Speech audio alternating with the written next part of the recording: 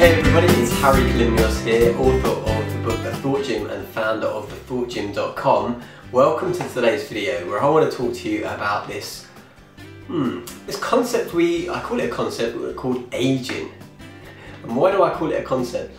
The reason I call it a concept is when I talk to a lot of people my age, a little bit older, they start to be saying things like, oh, you know, I've got a little niggle here, or my back's starting to hurt a bit more, or my knees, or I'm starting to put on weight, and they say, a lot of them say the same old excuse. It's like, oh well, you know, that's age, you know, you're getting older, so you know, you can't be as slim as you once were when you were in your 20s or teenage years, or you can't be as nimble. Bollocks. Bollocks to that is what I say. We think that things are predetermined and that they are a consequence of old age. Things even like Alzheimer's and dementia, osteoporosis, all of that kind of stuff. They go, oh well, you know, they've got to a certain age, they are, you know, that's to be expected. That might be well and good in certain cultures and certain beliefs. Now, I've talked about beliefs a lot before. The reason I talk about them so much is because I said that when you find a counterexample, can you really hold that belief in mind? I read a fascinating, fantastic book a little while ago by a guy called John Robbins, and it was called Healthy at 100. And what that did was look at cultures around the world whereby they had a high quantity of centenarians, people who lived to beyond 100. And they wanted to find out what it was they did. And these weren't people who were living to beyond 100, but they were, you know, crippled with old age and using a walking stick or a Zimmer frame or in a home or anything like that. These people were vibrant, healthy and active people well into their hundreds.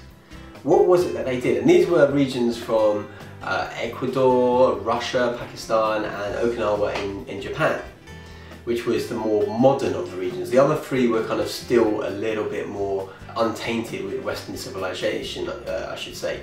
But what they found were a number of similarities across these groups, even though they were thousands and thousands of miles apart. One of them was their diet, naturally. They found that the groups ate very little animal protein and obviously almost nothing processed or refined foods. They lived off their local land. It was very heavy in fruit and veg and grains. Maybe 1%, tops 5% of animal protein in their diet. So they weren't completely vegetarian or vegan, but it was so insignificant. The other thing they found was that they were all active. So they, by our stretch of imagination, exercised a lot. However, they weren't like pounding out the miles on the road or heading to the gym lifting weights. They were just doing their day-to-day activity as they got older. The other thing that was found was probably more important. They said that they all had a sense of community. We live in this society now where we're all kind of boxed in our little one-bed, two-bed flats and high-rises, and we don't know our neighbours, and there's no real community sense. Whereas in their environment, there was such a strong sense of community. You know, if someone's house burnt down, the entire village would, you know, build it together. You had families of different generations living under one roof or within close proximity. And the other important thing was that as you aged, you became more revered for your guidance, for your intellect. You became a more important person of society.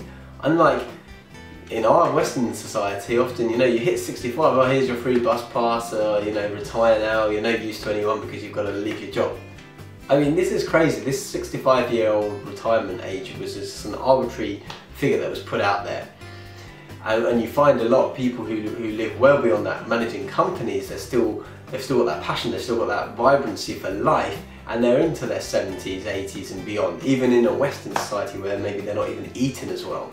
So there were really more important things that you needed to understand in order to live a healthy, vibrant life. You know, dieting, exercising, having a community, and just feeling more revered and wanted as you're getting older.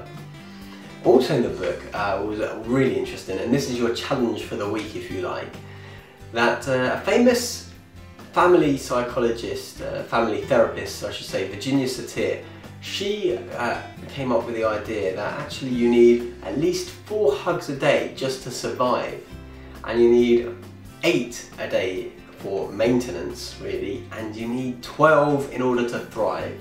So my challenge to you this week is find 12 hugs a day for the next week. It will release lots of positive endorphins inside you. In fact, they show studies where babies, if they're not hugged, if they don't have contact, they just die. We need this physical contact in order to thrive and feel healthy and vibrant.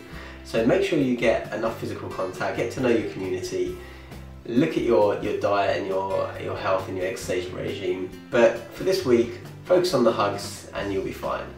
That's all. I hope you liked this video. Please comment, like, share, subscribe to others you think it might be of use to, and I look forward to hearing from you. Until next week, take care.